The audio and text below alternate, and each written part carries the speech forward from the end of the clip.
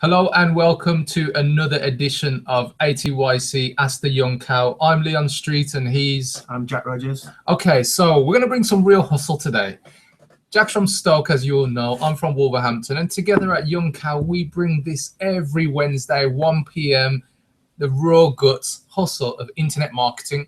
And so for us, it's all about educating small business owners out there, people like you watching this right now, getting in touch, getting in tune so that you can take your business to the next level.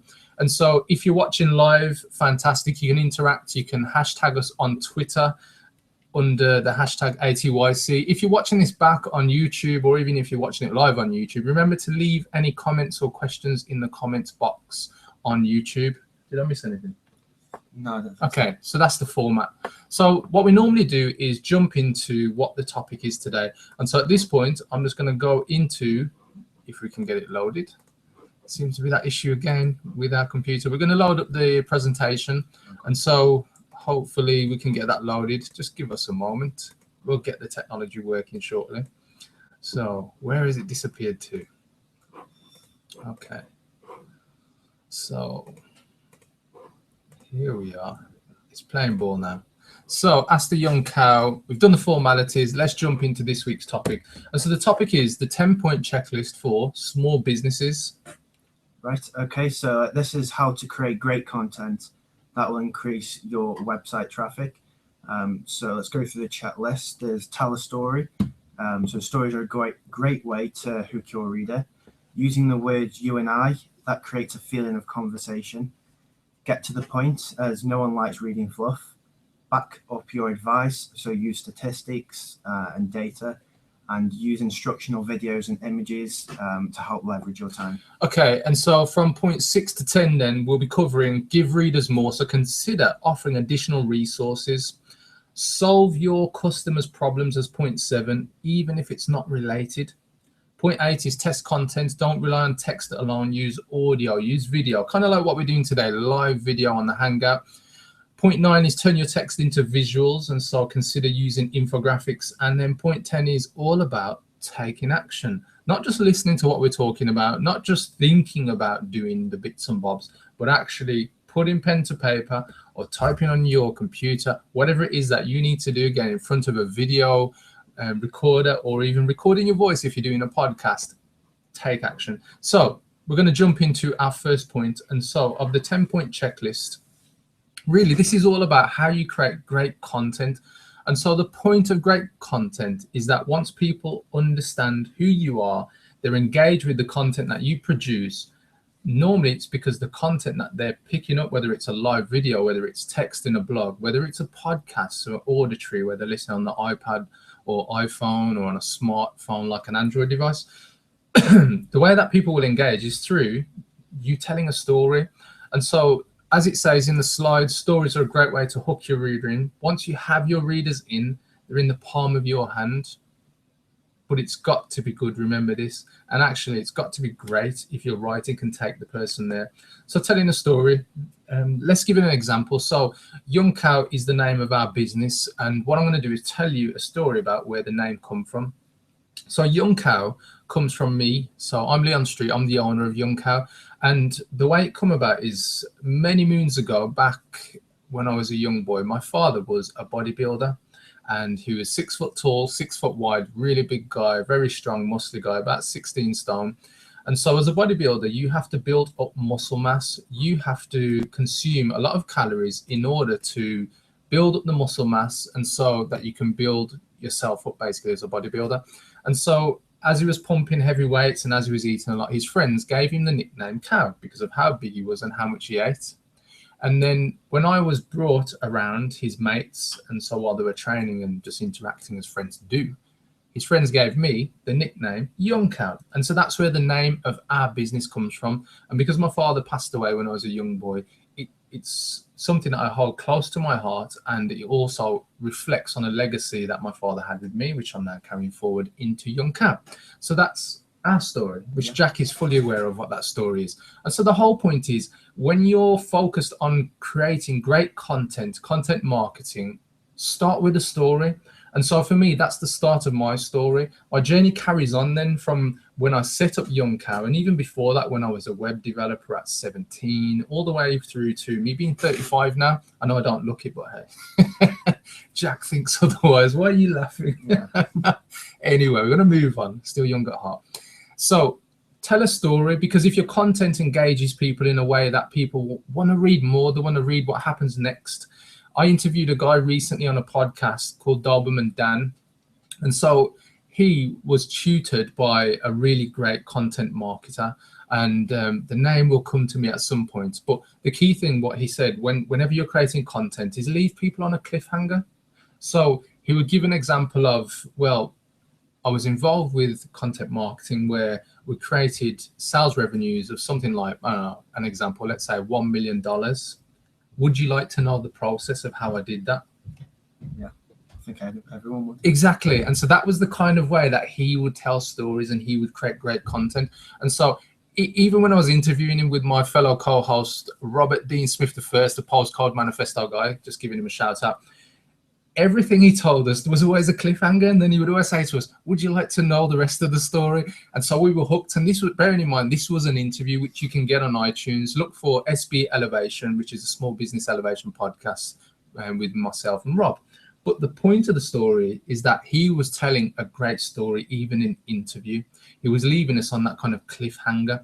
And so think about how you prepare your content. So it doesn't matter what industry you're in, whether you're doing content marketing, whether you're a plumber, an accountant. Remember, your customers want to engage with you because they'll have a problem or a passion that your products or services will ignite, will solve. Yeah. And so think about what stories can you tell. So maybe you can tell stories about how to, I don't know, if you are a plumber, how to fix a radiator. There's actually a great guy on YouTube who does lots of videos to do with plumbing and how to fix things around the home. And the reason why he does that is because people get to buy into him. It's a one-to-one where people buy from people, but actually you see him live on YouTube with useful tips, videos on how to fix things at home. You know, some of the things in reality that most of us will never attempt, but have a guess what, once you watch the video, you're probably more likely to speak to that company or the company that he works for, or that he owns actually, because at that point you're bought into the story of he's the person showing me how to fix my problem. He's also a very likable person. I see him, so I can, you know him, like him, and eventually trust him once you see the result of what he's done in the video. And then you can do business with him by getting in touch by email, telephone, whatever. So to reiterate, the first point of creating great content is thinking about how you tell a story. And this will eventually basically wrap up and start with your marketing strategy as a whole. So let's move on to point 2. At this point, we're going to jump back into the presentation, and I'm going to hand over to Jack to take you through point 2. Right. Okay. So point 2 is use the words you and I. So this is using the words within your content as it will create a feeling of conversation between you and your readers. I know this is something Leon taught me when I started to do blogs for Young Cow. And it is right, you feel like you're being spoken to rather than just being told. Yeah. So I think that's a really valuable point to think about when creating content. Definitely. I think when people create blogs and they're not really thinking about their target audience or how they engage with their customers, they're normally using words like we, as in talking about themselves, rather than the target audience, their customer, you. And so use the words you and I as much as possible, because you want to create a feeling of conversation. Because if somebody reads and mentally they can create the picture of them having a conversation with either yourself, if they know you as the blogger, or whether they have an affinity with you as the business, create the you and I. And I think the best way I could do that and express that to Jack when he first got into blogging and creating content for us was all about put yourself in the shoes of your customer and imagine that you're speaking to them. And what is it that they would ask you? What is it that they would expect?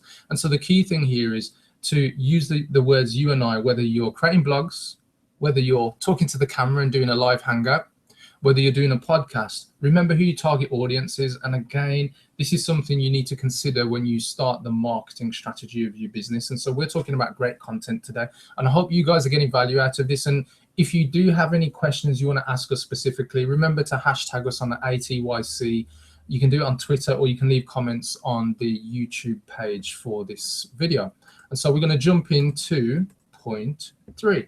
Okay, so point 3 is get to the point. So this is no one likes reading fluff or reading unnecessary text. So the quicker you get to the point, the better it is for you and your reader. So once again, this is something Leon talked to me about when I started to create content. So when I first started to create content, I was using too much of my high school English levels and trying to He's make showing his age here, yeah. high school. So I was trying to use too much perfect English to make it come across as a well-written blog rather than a blog that spoke to someone. Yeah. So I think that's a good point, actually, because I know one of the key things when I think about what content can I produce, what is it that I'm preparing for, the people who read or consume what we're doing. And I know one of the key things when we were talking about how do you create great content, the kind of content that engages you. I mean, there's a great guy out there who is a prolific blogger, and he goes by the name of Neil Patel. Go and look him up on Google, because once you find his blogs, you'll get to understand the content is conversational, it's to the point, and you don't feel like you've been taken down the garden path and actually there's no real conclusion for you, or you're wasting time. It's getting to the point, providing some entertainment in there, but not going too far. Again, not too much fluff, but keep it focused on whatever topic it is. And so for me, that's really one of the key things, and keeping things to the point. We're going to move on to our next point. Okay, so point 4 is all about creating great content, back up your advice. And so backing up your advice, if you can't back up the data that you have or what you're talking about, no one will take you seriously. And so think of the adverts that come on the TV. And so we got the example here, 90% of 50 people agreed that their hair was better off using L'Oreal. And have a guess what? I wasn't one of those users using L'Oreal, as you can see. We're laughing. I knew that was going to come up. Okay, all right. So yeah, so I'm not a prolific shampoo user. I mean, don't get me wrong, I do wash my head, but hey, I don't have that much hair to wash. But the point is, maybe you could pick up stats from, there's a lot of source websites out there, especially in different areas. You can get data. If you're talking about a topic that you necessarily don't have the data for, but you can go out and get it from somebody else, you can put in, a quote or a citation citing where you got that content from, or the data from, sorry. Or even, here's a really great one. And so the reason why we gave the L'Oreal experts advice or data in that example is start a survey. You could pump the survey out on Facebook, you could do it on LinkedIn, you could create it free of charge in SurveyMonkey, and then use the link to that survey on your website, on your ad in Facebook or LinkedIn to get people to fill in a survey. I don't know, ask them particular questions. And so say you have 100 people who fill in the survey. You're now a company that has survey data, real tested data. How important would that be? Because you can now turn around and say, actually, I interviewed, as an example, 100 small business owners and asked them about great content marketing.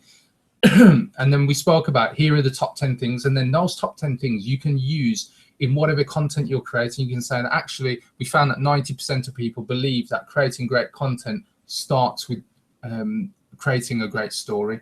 So that could be one stat we could use. Yeah. We could do that research and then find that actually we found that 60% of small business owners don't have enough people in their team to manage their own campaigns. So therefore, they would love to outsource the majority of their marketing if they could work with a company that they know, like, and trust. There's another example. So use surveys. And so if you're an accountant, let's say actually a solicitor, you could interview either existing customers if you're established. If you're a startup, you could pump it out there on Facebook, as I said, LinkedIn. You could even do it on Google AdWords. There's lots of formats. Twitter, pump it out there, get people to fill it in. They're not going to do it straight away, so you're going to have to keep pushing it out there. But imagine after a month's time, you've got all this data, and now you can use it to your advantage because you become the source of data that is relevant to your industry. And so have a guess who people are going to take seriously when they see that you're the one who's actually collecting that data, and you know what you're talking about because the evidence has been produced or given to you by real people. So look at doing surveys. And so what I'd like to do now is jump into our next point. And so point 5, Jack. Right, okay, so point 5 is use instructional videos and images. So these images and videos can help guide people through steps to a certain outcome that you would like them to achieve. So tell us more about that, Jack. Right, so it's similar to what we're doing now. Great. We're doing a hangout to help you achieve great content, how to produce great content and what to do with it. Yeah. So we're doing exactly what we're proposing to you, really. Yeah. So basically, we're walking the walk, and so with your content, look at using visuals, images, and as the PowerPoint presentation says, instructional videos. Now, what's the point of creating instructional videos? Well, number one, you create an instructional video, people will take you seriously because they say, hey, you know what you're talking about. We've got instructional videos on some of the software, well, the websites that we put in place, specifically Magento for e-commerce and WordPress for kind of brochure style websites. So off the back of that, on our YouTube channel, we've probably got somewhere in the region of about 10,000 views on our instructional videos. Yeah, 10,000 views. Once you start to get into how many minutes has been consumed, it starts to blow your mind. And we're not even, really a big YouTube channel. We're growing though, we're growing. And so the thing is, people are getting value out of those videos because we provide instructional videos for free. So the whole point of them is to help our existing customers and to help new customers recognize that we're a source of great content and content that will help people. And so look at your industry and what kind of videos you could put in place. So like the plumber example, maybe you could show somebody how to fix a leaky radiator or a leaky tap. I don't know. If you're a solicitor, maybe you could explain the steps that people need to take if they're looking at commercial solicitors and, the kind of things people need to understand about before signing a lease or even contracts for business. What are the steps? What are the things? And so the instructional video will give people that value. They'll feel like these guys are the people we turn to when we want advice. And then they'll also do another thing. These guys are the people we'll turn to when we know what we need to do because we've watched the videos, but we don't want to do it. So we want to hire the person who's created the video. And don't get us wrong, we've had leads and business off the back of that. So they do work, create instructional videos. And so what we're going to do is move into point 6. And I'll hand over to you, Jack, at this point. I just want to make another point about step 5 with the images and videos. Yeah, go for it. That a 1-minute video could be worth so many words as content. So it ties in with get to the point. Yes. You may be able to you will be able to get to the point a lot quicker using a 1-minute video than say around 600 words worth of text. I just thought I'd add that in. I just thought of it. Okay. But point 6 is give readers more. So this is using words within your content that creates. Oh, that's the wrong one over early on. Is it? Yeah. So what's this one? We can tell I've done the PowerPoint. Go on. Let's ad-lib. So what's give readers more? I can remember this. So give readers more is about giving them something after the content. Yeah. So this can be a free PDF, a free PowerPoint, or even directing them to a video that you've recorded. Okay. So yeah, that took me a bit off course. Okay. So I'm going to add on to that one because I think it's a really good point. So today's hangout is all about how to create great content that will increase your website traffic. And so what we're telling you about are the different ways to create content for your website, for your marketing, whatever it is that you're doing to push people to your products and service pages, your landing pages, that type of thing. And so giving more. Today's presentation has been created off the back of a blog. So we published this blog many months ago, but we've brought it back to life in terms of now providing it as an alternate method of communication or medium, which is the live hangouts of video. So we've picked the words up from the blog, so we picked up the text and now we brought it to life in this hangout. And so provide more.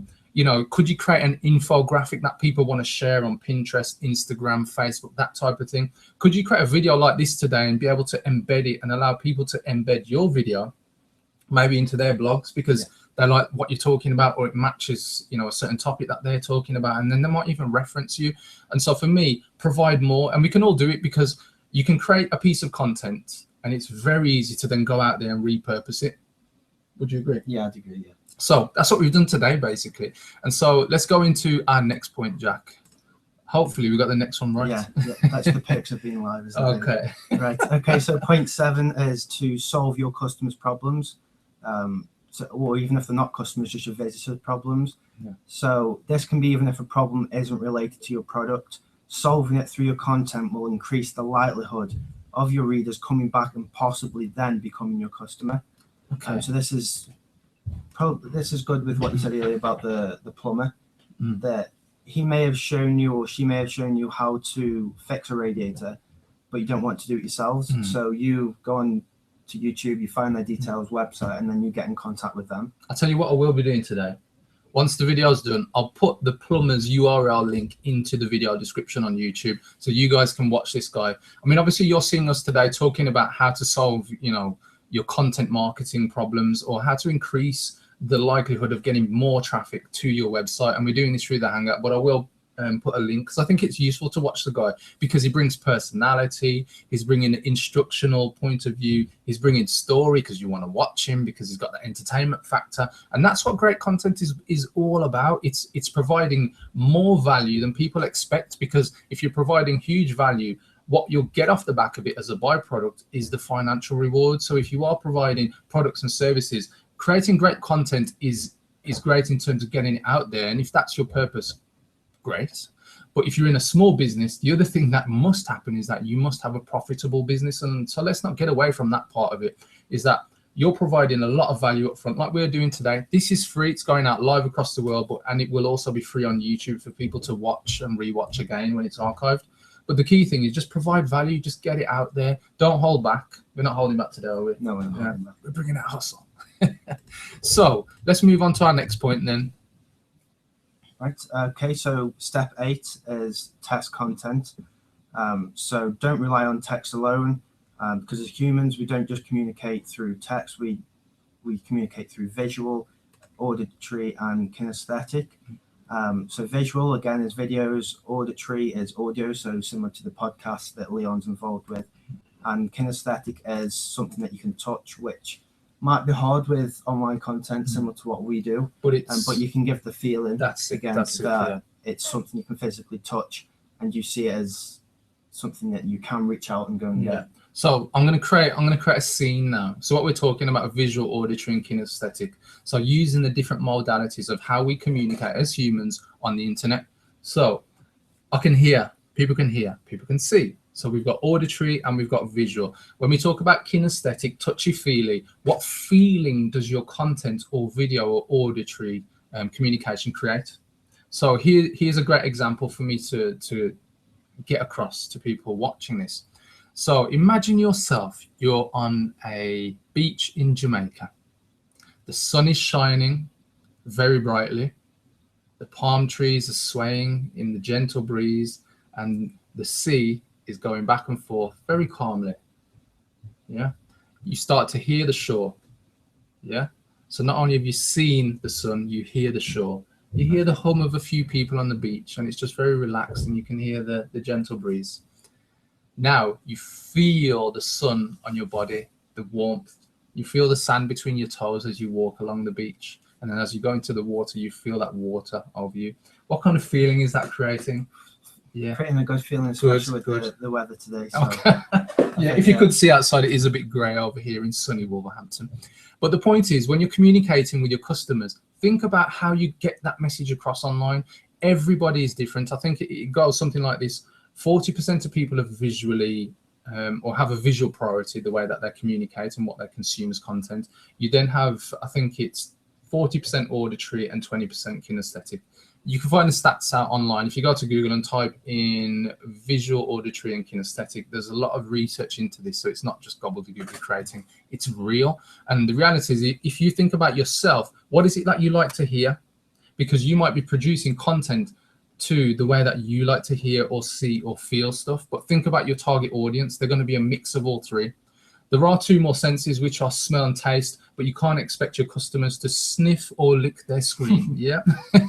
So anyway, think about how you communicate. So we're going to go into our final, I think we've got 2 more points coming up at this point. And point 9 is turn your text into visuals. Again, you know, we're really touching on making sure you're just not blogging and creating content as just text, because so many people fall into that. What you've really got to think about is that if you do have text as a blog and you're pushing a lot of text out there, because that's fine if you do, just remember to accompany it with visuals and then even turn it into video like we've spoken about. So, you know, whether you're turning the visuals into statistics and data from your surveys, or whether you're actually using infographics that you've had created by a designer, or even gone to fiverr.com and had somebody create an infographic for $5, you know, get it done, because you will engage and appeal to your target audience Okay, so final point. Okay, so the final point is to take action. So it's a pointless reading all of content, not taking action. You visited the page and you've read this list, or you've gone through this list without a reason. And they've watched us. Yeah, you've watched this. Have you watched this for a reason, or are you just gonna get my words out? Yeah. When we finish the video, are you just gonna forget about it, or are you going to take action, go through our list again when it goes onto YouTube, and actually start to implement some of these steps we've gone through? Yeah, I think it's a good point, and we do want to close out on take action. So the whole point of today's blog was creating great content. So I'm just going to skip back just to reiterate the title. This was the 10-point checklist for small businesses, how to create great content that will increase your website traffic.